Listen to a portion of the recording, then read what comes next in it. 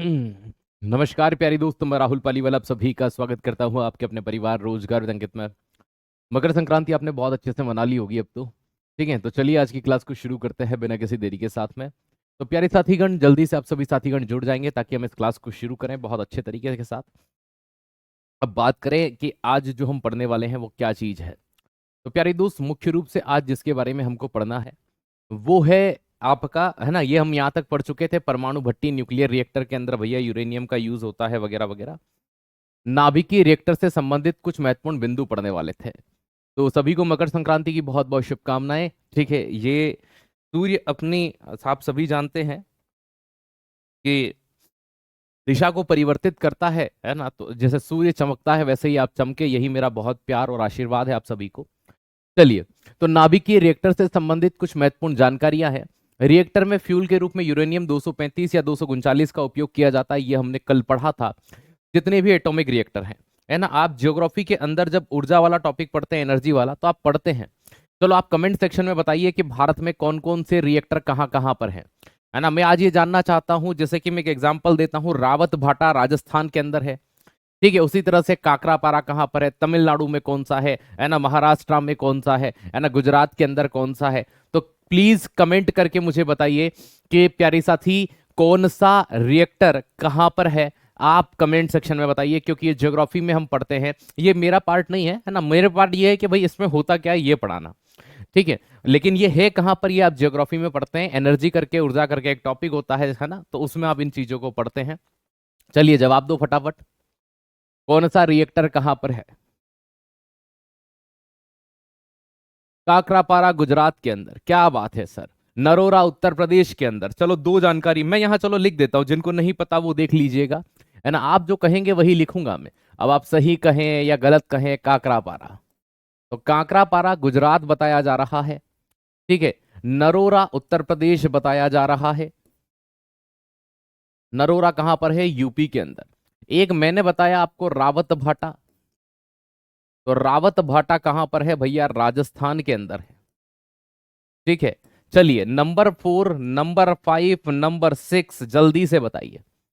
ठीक है, क्या बात है, काकरापारा हो गया, ये तीन हो गए, इनके अलावा इनके है ना, तारापुर महाराष्ट्र, क्या बात है, बिल्कुल सही जवाब है, तारापुर महाराष्ट्र के अंदर। ठीक है, महाराष्ट्र के अंदर तारापुर हो गया साहब। चलिए अगला बताएंगे, जो हो गए उनको छोड़कर बताना है। अरे राम राम सीताराम। केगा कर्नाटका में है, बहुत बढ़िया, केगा जो है वो कर्नाटका में है। ठीक है, केगा कर्नाटका के अंदर है। चलिए, है ना, और अरे कोयला वोयला नहीं भाई, परमाणु रिएक्टर, तुम कोयले की खदानें काहे बता रहे हो यार, है। चलिए, गोरखपुर, अरे गोरखपुर में नहीं है।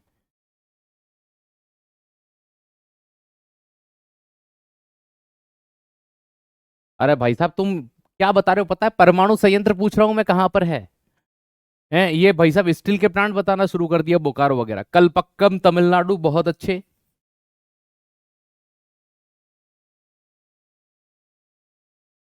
अरे आप है ना गलत समझ रहे हो ये फैक्ट्रिया नहीं है ये। ठीक है, आप गलत समझ रहे हो, ये फैक्ट्रिया नहीं है। ठीक है, ये एटॉमिक रिएक्टर है, परमाणु संयंत्र है। एटॉमिक रिएक्टर इन इंडिया,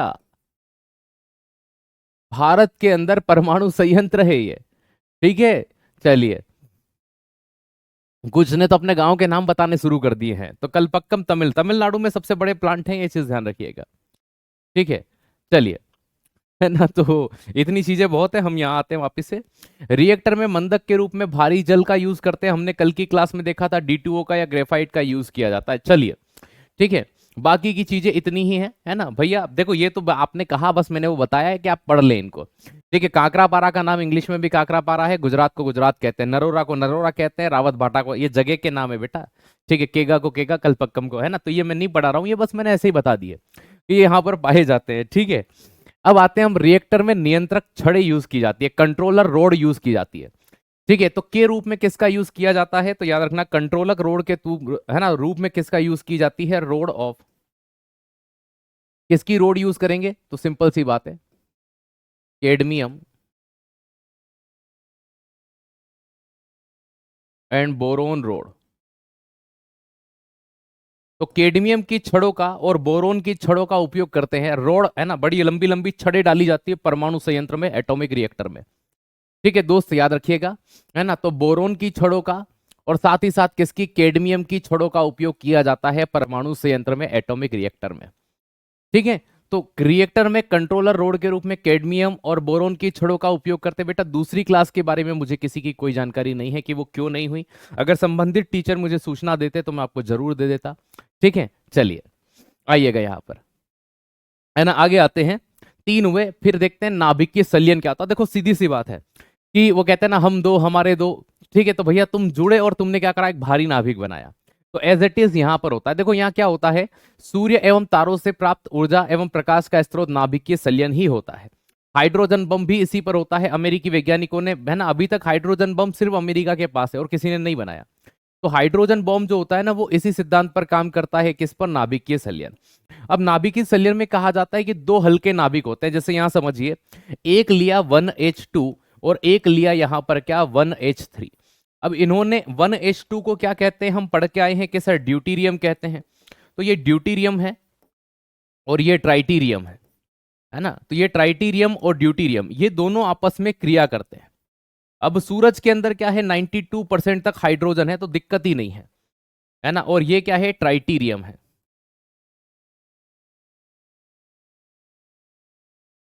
अब यहां पर जब ये चीज यहां से आगे बढ़ती है, 1H2 और यहां से 1H3, अब यहां पर क्या चीज निकल कर सामने आती है, तो प्यारे दोस्त देखना कि यहां पर एक हीलियम का नाभिक। अब देखो तीन द्रव्यमान इसका और दो इसका, पांच होता है, लेकिन हीलियम का द्रव्यमान तो चार होता है, तो ये यहां पर चार, ये भारी नाभिक। देखो इन दोनों से वजन, इनके द्रव्यमान, इसका दो इसका तीन, इसका कितना, एक के सर चार, तो ये भारी नाभिक बन गया। और साथ में यहां से एक इलेक्ट्रॉन और निकलता है बाहर, और ऐसा माना जाता है, और यहां पर प्रोटॉन बचा नहीं इसलिए जीरो कर दिया। अब ये कहते हैं कि भैया ये न्यूट्रॉन एक्स्ट्रा है ना, तो एक न्यूट्रॉन निकल गया। ऐसा कहते हैं कि 17.6 मिलियन डिग्री सेंटीग्रेड की एनर्जी जनरेट होती है। अब देखो आप कि यहां पर चीजों के जुड़ने से, और पहले हमने क्या पढ़ा, नाभिकीय विखंडन, और ये क्या हो गया, जुड़े हैं मतलब क्या हो गया, संलयन। तो संलयन में चीजें जुड़ती हैं, इस चीज को आपको ध्यान रखना है ना, और विखंडन में टूटकर अलग होती हैं। तो ये नाभिकीय संलयन है। संलयन में क्या होता है, दो हल्के नाभिक आपस में जुड़ते हैं, दो हल्के नाभिक आपस में जुड़ते हैं और एक भारी नाभिक का निर्माण करते हैं, यह नाभिकीय संलयन होता है। ठीक है प्यारे साथी, इस चीज को ध्यान रखिएगा। तो ये हाइड्रोजन बम आज तक यूज नहीं किया गया, कि सर क्यों नहीं किया गया। ठीक है, हाइड्रोजन बम के बारे में बस इतना याद रखो, 1000 टाइम्स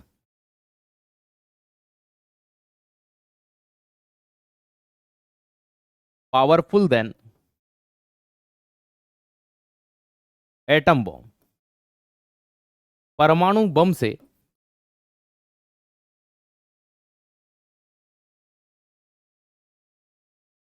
1000 गुना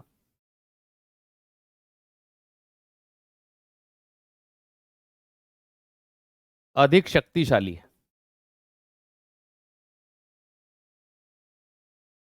ठीक है ना, ये चीज ध्यान रखिएगा। अब 1000 गुना, भैया उसने जो हिरोशिमा नागासाकी पे बम गिरे थे ना, उसने 2.5 किलोमीटर के एरिया में कुछ भी नहीं छोड़ा था, सब तबाह कर दिया था। और लगभग 60 किलोमीटर की रेडियस में एक बिल्डिंग नहीं बची, 2.5 किलोमीटर की रेडियस में तो चींटी तक नहीं बची, सब मारे गए। अगर ये होता तो उससे 1000 गुना, मतलब रेडियस ही आप बढ़ा लीजिए, 2.5 किलोमीटर में उसमें कुछ नहीं बचा, तो उससे 1000 गुना ज्यादा होगा, मतलब 2.5 का 1000 मतलब 2500 हो गया वो तो 2500 की रेडियस में कुछ नहीं बचेगा, इतना घातक बम है। मतलब अगर ये किसी देश के ऊपर गिरा दिया जाए तो समझ लो कि उस देश में शायद ही कोई इंसान बचे, है ना, अगर वो छोटा देश हुआ तो, है ना। पाकिस्तान के लिए तो ऐसे भैया आधा बम ही काफी है, एक गिराया, अगले दिन भाई साहब, ठीक है, उनकी आर्म्ड फोर्स भी नहीं बचेगी, न भाई साहब, है ना, कटोरा बचेगा, क्योंकि वो भी तो खत्म हो जाएगा। तो प्यारे दोस्त ये चीज ध्यान रखना, सूर्य और तारों से प्राप्त ऊर्जा एवं प्रकाश का स्रोत नाभिकीय संलयन। तो सूर्य के अंदर क्या होता है, नाभिकीय संलयन ही होता है, न्यूक्लियर फ्यूजन ही होता है, यही मेन रिसोर्स होता है एनर्जी का, ये चीज ध्यान रखिएगा। अब प्यारे दोस्त हम यहां से थोड़ी सी आगे बात करते हैं, तो हमारे पास सारे पॉइंट्स कंप्लीट हो गए। अब आज का नया टॉपिक क्या पढ़ने वाले थे हम, आप लोगों ने अच्छे से चेक किया होगा, टॉपिक का नाम एसिड बेस और सॉल्ट था। अम्ल, क्षार और लवण पढ़ाएंगे हम आपको, एसिड पढ़ाएंगे, बेस पढ़ाएंगे और सॉल्ट पढ़ाएंगे। तो याद रखिएगा। चलिए शुरुआत करते हैं बिना किसी देरी के साथ में।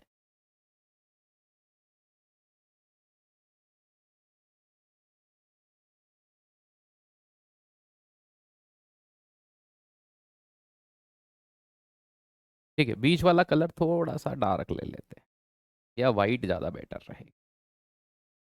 ठीक।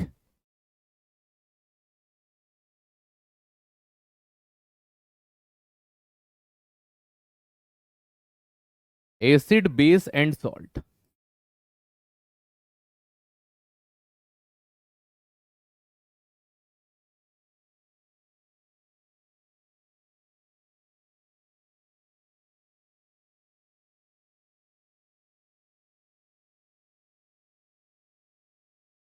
अम्ल, क्षार एवं लवण।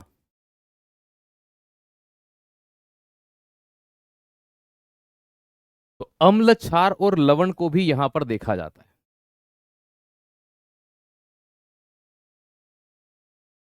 एसिड, बेस, सॉल्ट, अम्ल, क्षार, लवण। तो प्यारे दोस्त, हम सबसे पहले एसिड के बारे में पढ़ेंगे, अम्ल के बारे में पढ़ेंगे। तो चलिए शुरू करते हैं। आपने वो गाना सुना है, आह टमाटर बड़े मजेदार?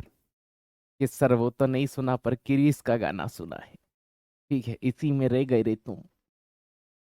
ठीक है, वो किरीस रोजगार पा गया और ये गाना सुनने में ही रह गए। चलिए भैया, अम्ल की बात करते हैं, एसिड की बात करते हैं। आज शाम की बात है। ठीक है, नींबू को खाते ही इमली को खाते ही एक्चुअल में ये एक लैंग्वेज से निकल करके आया, वो हमें पता चला कि भैया ये लेटिन भाषा का शब्द है। तो एक लेटिन वर्ड होता है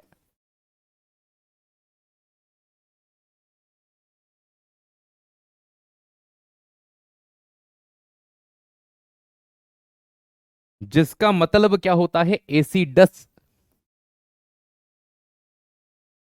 कोई कहेगा हिंदी लिखो, तो भाई साहब हिंदी में भी यही बोलते एसिडस।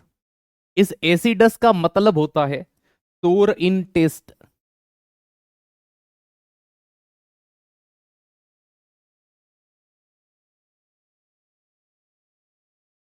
स्वाद में खट्टा। जो स्वाद में खट्टे हों उन्हें क्या कहा जाता है, एसिड कहा जाता है, अम्ल कहा जाता है। तो अम्ल स्वाद में क्या होते हैं, खट्टे होते हैं, है ना। इसी भाई मतलब ये है कि लेटिन भाषा में खट्टे को क्या बोलते हैं भैया, एसिडस बोलते हैं। एसिडस से एसिड बन गया, ये चीज निकल करके सामने आती है। अब सबसे मेन, जब भी हम एसिड को देखते हैं, एसिड स्वाद में खट्टे होते हैं भैया, बिल्कुल सही बात है। एक चीज और आती है कि एक पीएच स्केल हमने सुना है नाम, तो हमने भी सुना है वो तो। आपने सुना है तो हमने भी सुना है ना। ये मुख्य रूप से क्या करती ये एसिड बेस का मापन करती है ना। या फिर पूरा ही लिख लीजिए, measurement of acid and base.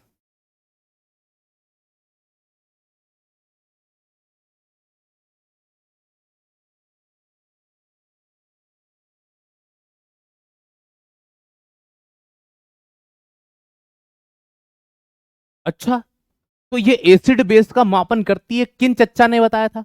वो चाचा थे सोरेनसन। ठीक है, वो चाचा सो रहे थे।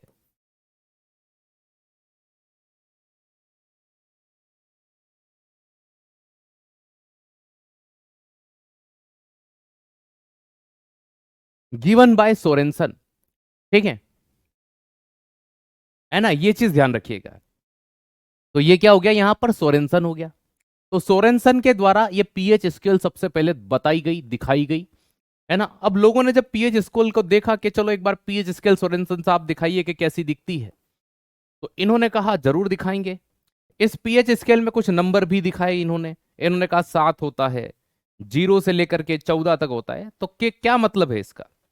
इन्होंने कहा कि ये जो 7 होता है ये किसी के साथ नहीं होता, कि ये उदासीन होता है।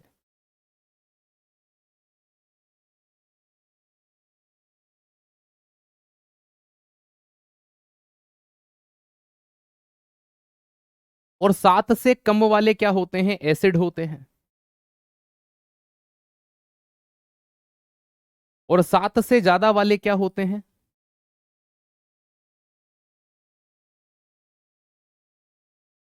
बेस होते हैं, क्षार होते हैं। तो जिनका पीएच मान 7 से कम होता है वे अम्ल, और जिनका पीएच मान 7 से अधिक 14 तक होता है वो क्षार, और जिनका 7 होता है वो उदासीन। समझे? देखो, आपके ये कमेंट अगर आपको दिखने लगे हैं तो कुछ कारण से हमने दिखाए हैं। अगर आप यहां भी वही काम करोगे तो फिर हमें वापस से पहले वाली चीज करनी पड़ेगी। ठीक है, तो आप पढ़िए ईमानदारी से, चलिएगा। अब यहां पर ये जो पीएच स्केल है, इतना तो हमें पता चल गया कि 7 से कम वाले क्या होते हैं। अब एक चीज हम आपको और यहां से बताते हैं। ठीक है, इसको एक चीज ध्यान रखना। जिनका पीएच वैल्यू है ना, जिनका पीएच मान किसके पास होता है प्यारे? जिनका पीएच मान 7 के पास होता है वो दुर्बल होंगे। ठीक, इसको भी निकाल ही देते हैं ना, फिर से लिख लेंगे नीचे। आप उसी के नीचे लिख लेना, इसलिए मैं ये इतना मीटा माटी कर रहा हूं। अब देखो यहां पर क्या होता है कि यहां पीएच जिनका नियर बाय 7, जैसे 7 से 8 हो, 9 हो, 10 हो, है ना, पीएच 7 के पास जिनका निकलेगा वो आपके क्या निकलेंगे? वो दुर्बल क्षार निकलेंगे। लेकिन 7 से ज्यादा होना चाहिए, 7.1, 2, 3, वो आपके वीक बेस होंगे। और पीएच जिनका, है ना दोस्त, याद रखिएगा, पीएच नियर बाय 14 और 14। ठीक है, जिनका पीएच 14 के पास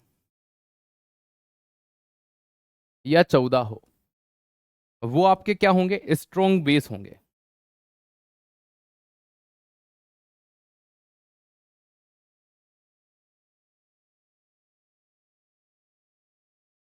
प्रबल क्षार होते हैं। ठीक है, इस चीज को ध्यान रखिएगा। अब यहां भी सेम चीज है, जिनका पीएच जैसे 6.5 हो गया, जिनका पीएच 0 के पास हो गया, तो पीएच नियर बाय 7, जिनका पीएच मान 7 के पास, वो क्या कहलाते हैं? वो वीक एसिड कहलाते हैं, दुर्बल अम्ल कहलाते हैं। और जिनका पीएच किसके पास हो? पीएच नियर बाय 0 और 0, पीएच 0 के पास या 0 हो, वो कहलाते हैं स्ट्रॉन्ग एसिड।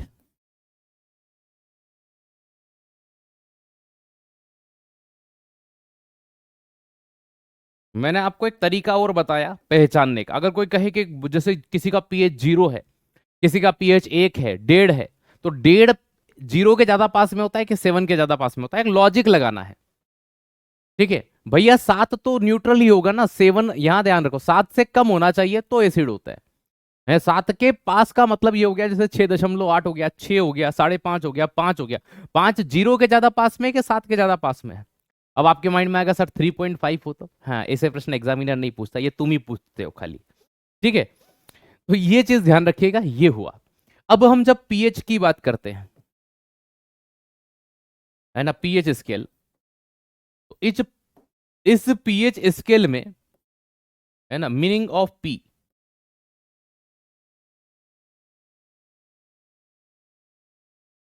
पी का क्या अर्थ होता है? ठीक है, तो पी का जो मीनिंग यहां पर होगा ये क्या होगा? है ना, तो पी का मीनिंग यहां पर क्या होता है दोस्त, याद रखिएगा। पी का जो वास्तविक अर्थ होता है, बहुत सारे बच्चे यहां पर कहते हैं कि सर पोटेंज होता है, बिल्कुल सही जवाब है।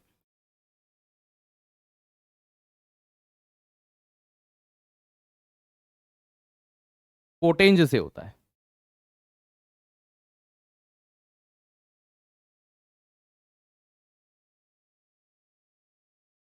ये एक जर्मन शब्द है।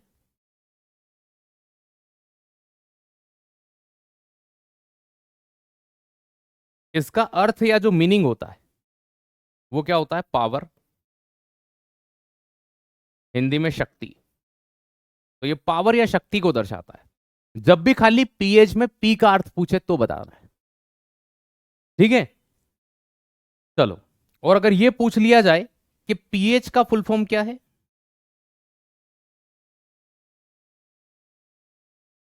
तब पोटेंज नहीं होगा, पोटेंशियल ऑफ हाइड्रोजन होगा।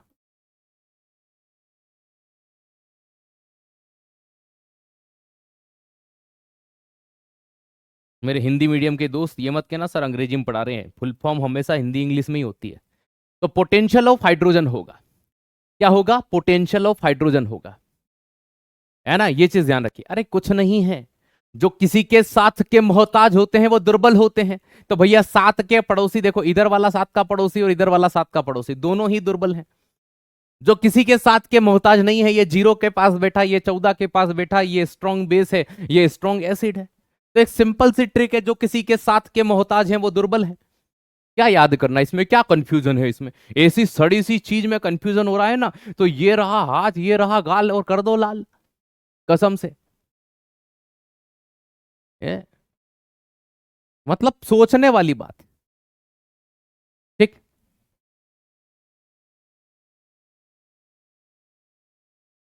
बात समझ में आ गई? अब बहुत सारे बच्चे कहते हैं कि सर पीएच का मतलब पावर ऑफ हाइड्रोजन होता है। नहीं भैया, अगर पावर ऑफ हाइड्रोजन और पोटेंशियल ऑफ हाइड्रोजन दोनों ऑप्शन में रहे तो आपका पोटेंशियल ऑफ हाइड्रोजन सही माना जाता है, ठीक? पावर जो रिप्रेजेंट आता है वो यहां से आता है, पोटेंज से निकल करके आता है। तो पोटेंशियल का मतलब यही होता है हाइड्रोजन का सामर्थ्य या शक्ति। तो एक ही बात है, लेकिन अगर पावर ऑफ हाइड्रोजन और पोटेंशियल ऑफ हाइड्रोजन दोनों होगा तो आंसर सही होगा पोटेंशियल ऑफ हाइड्रोजन। सिंपल सी बात, नो बकवास। चलिए भैया, एसिड के बारे में और तनिक कुछ पढ़ते हैं।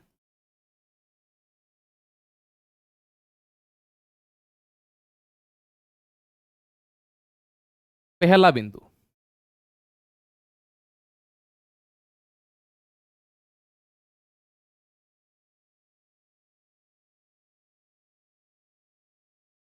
हाइड्रोजन सभी अम्ल में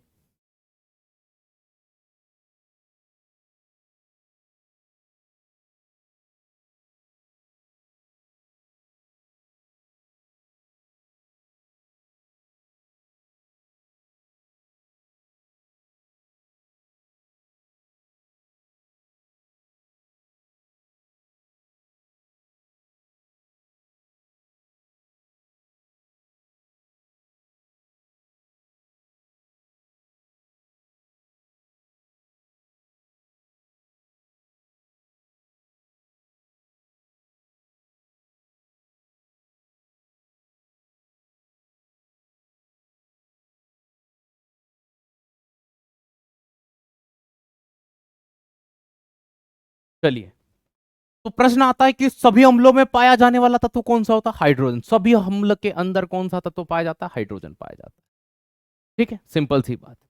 कोई सा भी एसिड हो बिना हाइड्रोजन के नहीं हो सकता। अगर हम, है ना, hydrogen react with, sorry hydrogen क्या, एसिड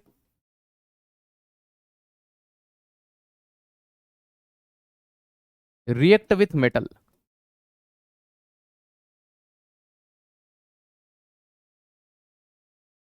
बार बार हाइड्रोजन याद आ रहा है। अम्ल की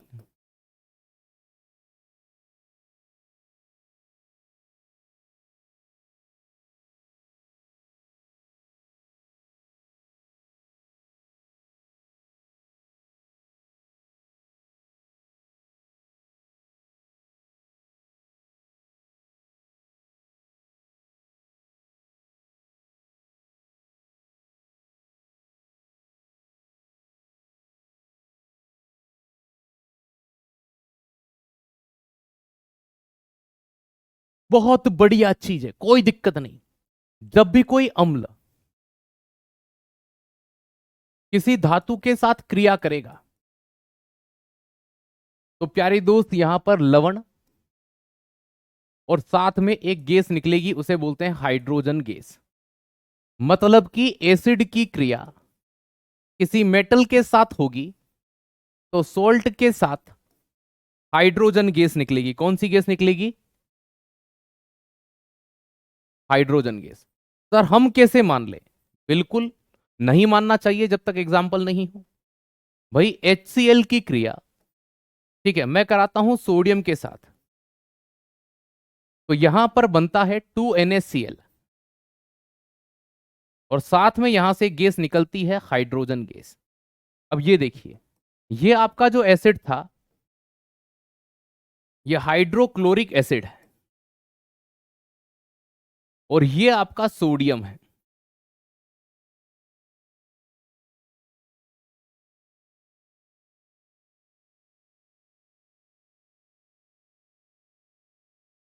तो जब भी हम किसी अम्ल की क्रिया किसी धातु के साथ कराते हैं, है ना, तो वहां पर हमेशा किसका निर्माण होता है? लवण का।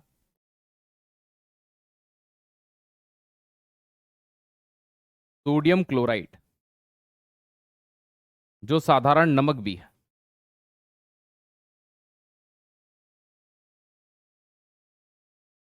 अब केमिस्ट्री है, बिना अपवाद के केमिस्ट्री कैसे हो सकती है पूरी?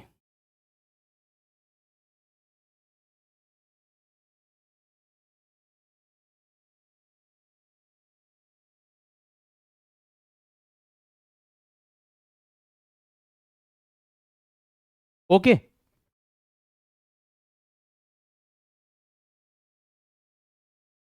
देखो यहां पर ये अपने HNO3 का नाम सुना होगा।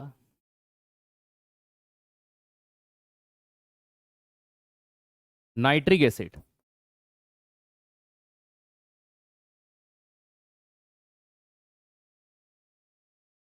ये हाइड्रोजन गैस नहीं बनाता है।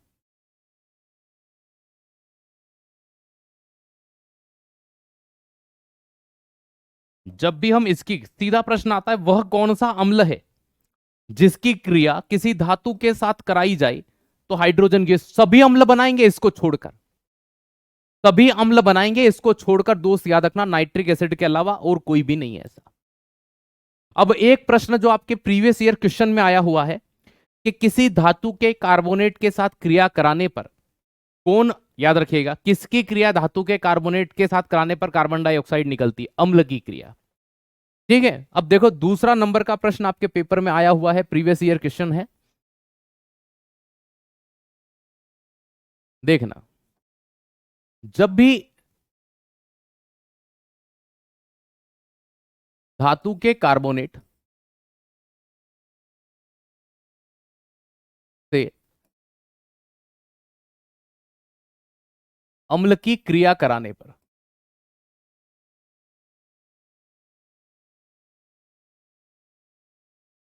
लवण जल एवं CO2 गैस बनती है,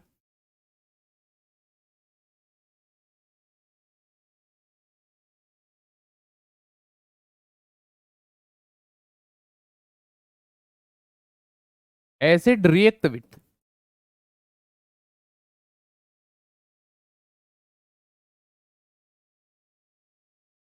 metal carbonate, it's produce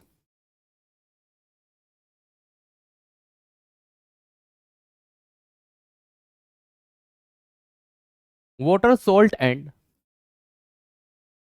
carbon dioxide gas.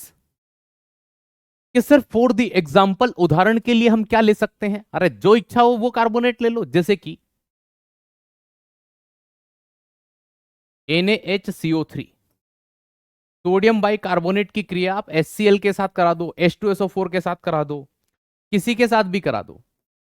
तो पहले तो यहां NaCl बना प्लस, क्योंकि Na और ये Cl आ गया, फिर यहां से H2O बना और फिर यहां से कार्बन डाइऑक्साइड गैस निकल गई।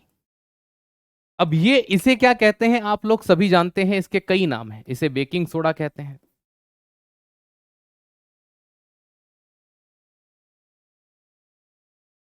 खाने का सोडा, और इसका नाम अभी हमने लिखा हाइड्रोक्लोरिक एसिड है। ठीक है, इसे सोडियम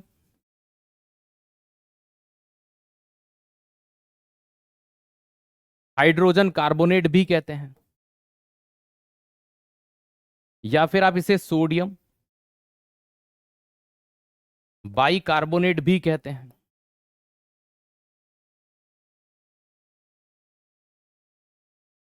तो ये सोडियम बाइकार्बोनेट धातु का कार्बोनेट है, सोडियम मेटल होता है। HCl इस अम्ल के साथ क्रिया करा तो ये क्या बना, सोडियम क्लोराइड बनाया इसने।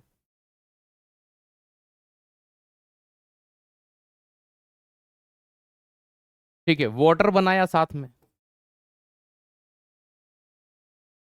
जल बनाया, और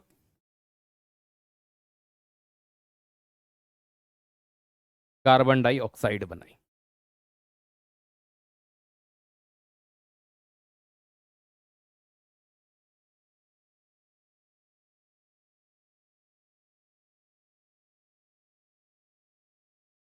बहुत पूछते हैं कि मेटल, ये प्रश्न है ना आपके एग्जाम में जो आया था वो ये आया था, H2SO4 के साथ अम्ल की क्रिया कराने पर कौन सी गैस निकलती है। तो भैया आप किसी को भी ले सकते हैं, NaHCO3 ले सकते हो, है ना, Na2CO3.10H2, किसी को भी ले सकते हो, कोई फर्क नहीं, मेटल का कार्बोनेट होना चाहिए बस। ठीक है, सिंपल सी बात है, कोई दिक्कत नहीं है। तो मेटल के कार्बोनेट के साथ जब भी किसी एसिड की क्रिया होगी हमेशा कौन सी गैस निकलेगी, है ना, ये तीसरा पॉइंट। अभी हम अम्ल के बारे में पढ़ेंगे, लेकिन पहले वो पॉइंट बता रहा हूं जो सबसे ज्यादा पूछे जाते हैं। ठीक है, नंबर 4, नंबर 4 की बात करते हैं। अच्छे एवं प्रबल अम्ल विद्युत के सुचालक होते हैं। ठीक है, strong acid good conductor of electricity, तो प्रबल अम्ल विद्युत के क्या होते हैं, सुचालक होते हैं।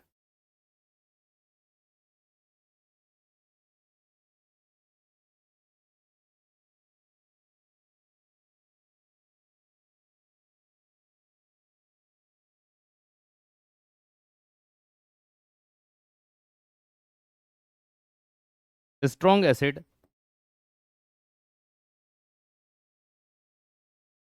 गुड कंडक्टर ऑफ इलेक्ट्रिसिटी,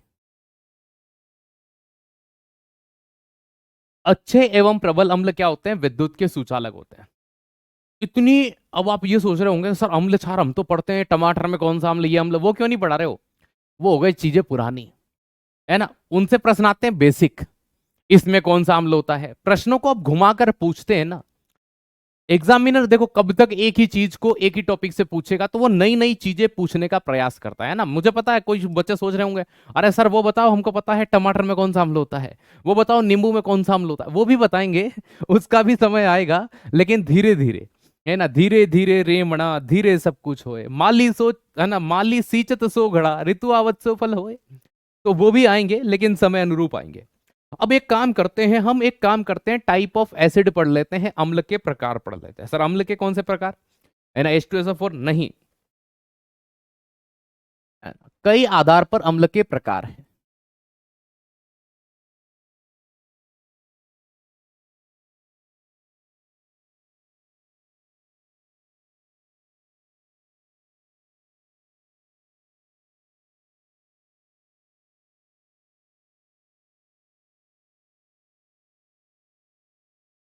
चलिए, सबसे पहले नंबर 1, स्रोत के आधार पर,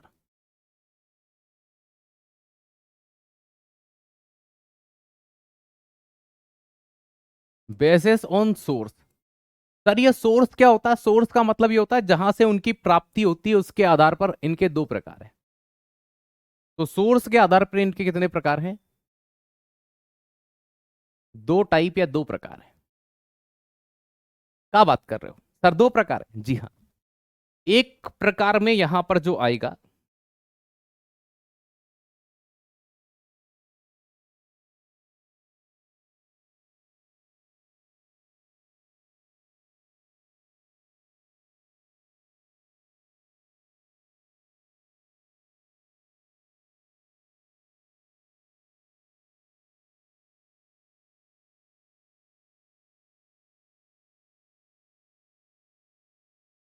चलो भैया, नंबर A और नंबर B, दो प्रकार कौन कौन से हैं।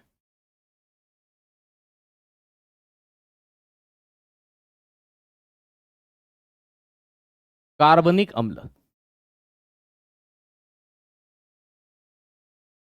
एक होता है ऑर्गेनिक एसिड। सर ये कार्बनिक अम्ल क्या होते हैं? देखो कार्बनिक अम्ल नाम से स्पष्ट हो, जिनमें कार्बन होते हैं, लेकिन इसकी सबसे अच्छी परिभाषा ये होती है कि ये प्राकृतिक स्रोत से प्राप्त होते हैं।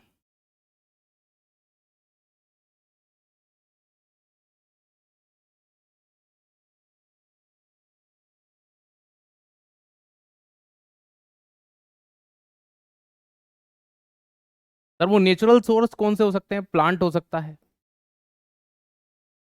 पादप,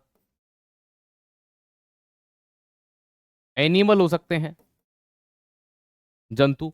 तो पौधों और जंतु दोनों से प्राप्त होते हैं, है ना।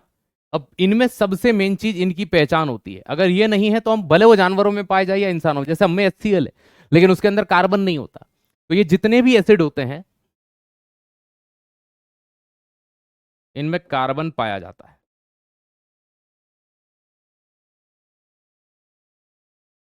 उदाहरण के लिए मैं 2 नाम लिखूंगा, ज्यादा नहीं।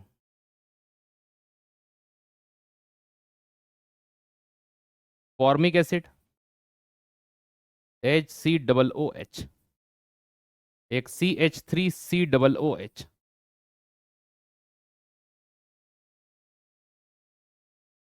Acetic acid. ठीक, इन दोनों के फॉर्मूले देखिए, इन दोनों में कार्बन होता है। ठीक है प्यारे दोस्त, ये चीज ध्यान रखना। तो कार्बन पाया जाता है इनमें। और दूसरी बात, पेड़ पौधे से प्राप्त हो रहे हैं, किसी जानवर से प्राप्त हो रहे हैं। सिंपल सी बात, सिट्रिक अम्ल, फॉर्मिक अम्ल, लैक्टिक अम्ल सब इसमें आएगा, सिर्फ HCl को छोड़कर, क्योंकि वो खनिज अम्ल है, इनऑर्गेनिक एसिड होता है, इसलिए उसको इसमें नहीं लिया जाता। दोस्त याद रखिएगा, ठीक है। तो इनऑर्गेनिक एसिड या मिनरल एसिड या खनिज अम्ल जिन्हें कहा जाता है, तो याद रखिएगा अकार्बनिक अम्ल।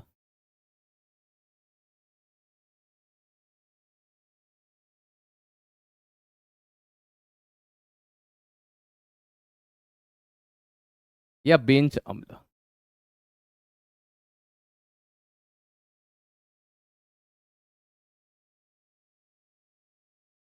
इनऑर्गेनिक एसिड,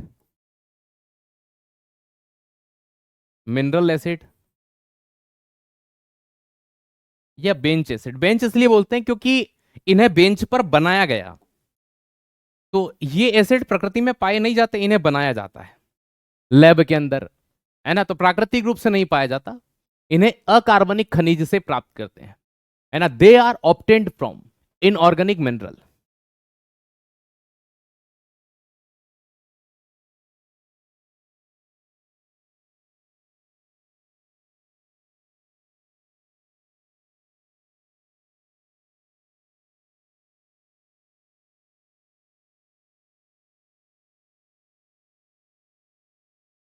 इन्हें अकार्बनिक खनिजों से प्राप्त करते हैं।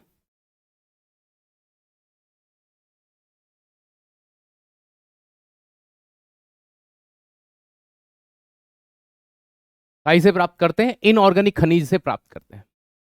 ठीक है, हाइड्रोजन हो गया, अधात्विक तत्व हो गए, ये प्राप्त होते हैं, है ना। Not found naturally.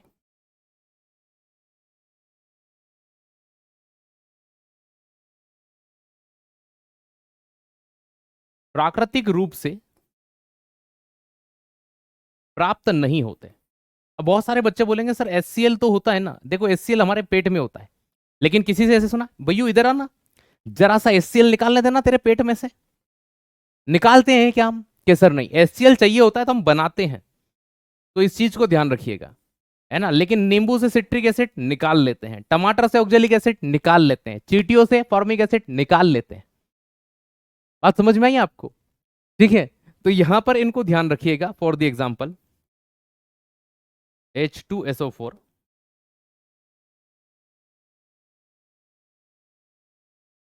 Sulphuric acid. ठीक है, और क्या बात करते हैं? HNO3, nitric acid. 2 एग्जाम्पल यहां भी दूंगा।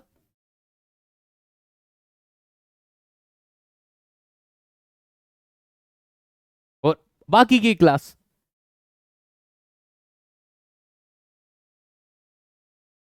ठीक है, बात समझ में आ गई इतनी? चलो,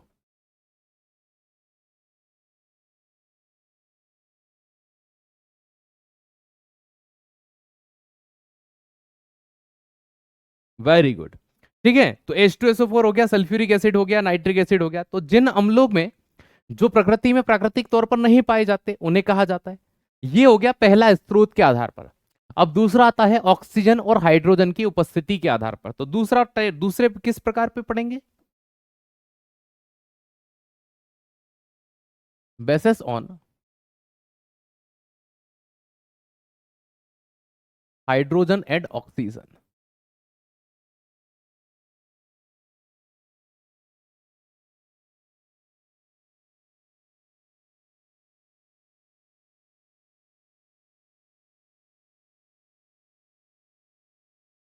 हाइड्रोजन एवं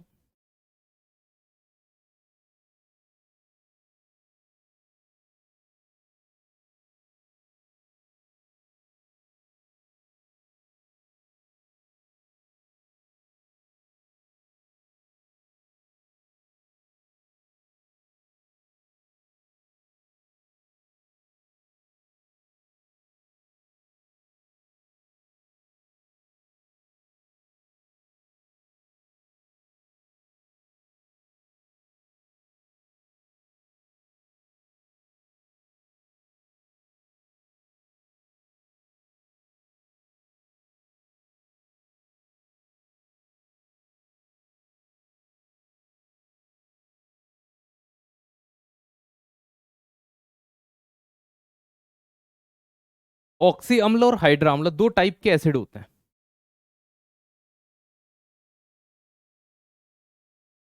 चलिए भाई, ऑक्सी अम्ल, ऑक्सीजन एंड हाइड्रोजन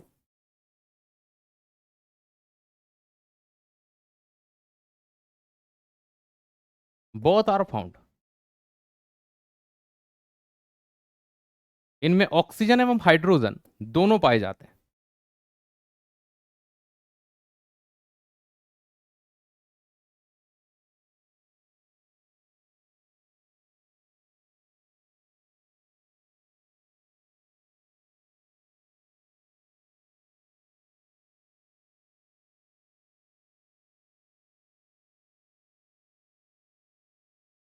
उदाहरण H2SO4। अब यहां देखो, हाइड्रोजन भी है, ऑक्सीजन भी है।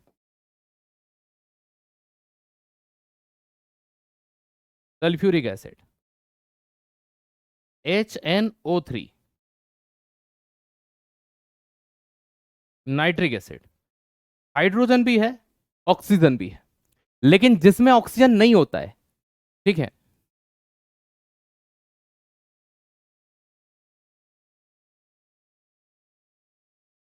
सिर्फ हाइड्रोजन पाया जाता है।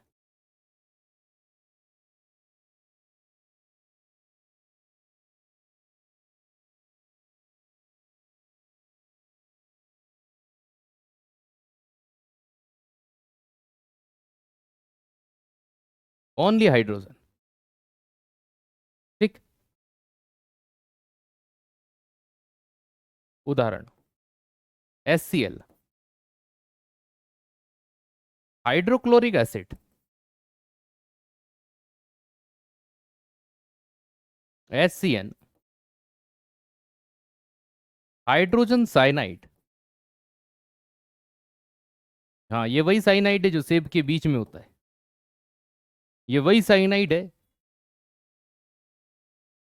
है ना। अब एक लेडी के बारे में, साइनाइड लेडी के बारे में है ना, गूगल करना साइनाइड लेडी, इसके बारे में पता चलेगा आपको। ठीक है, साइनाइड लेडी है ना, एक लेडी किलर बनी थी, है ना। उसने साइनाइड से कई लेडीजों को मारा और उनके गहने लूटे। तो इनको जरूर पढ़िएगा। ठीक है, तो आज हमने यहां तक पढ़ा है, इसके आगे हम कल करेंगे। Thank you so much. आज की क्लास में यही विराम कर रहा हूं, है ना। धन्यवाद। जय हिंद, जय भारत। स्वस्थ रहिएगा, मस्त रहिएगा। ठीक है, थैंक यू सो मच। धन्यवाद।